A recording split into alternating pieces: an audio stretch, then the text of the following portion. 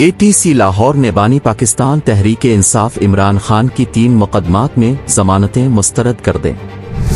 बानी PTI पर जिना house, Askari tower और थाना शादमान में जलाओ घेराव के मुकदमात दर्ज हैं। ATC लाहौर के जज खालिद अरशद ने 3 मुकदमात में बानी PTI की दरख्वास्त जमानत पर महफूज फैसला सुना दिया। अदालत ने 6 जुलाई को वकला के दलाइल मुकम्मल होने के बाद फैसला महफूज किया था।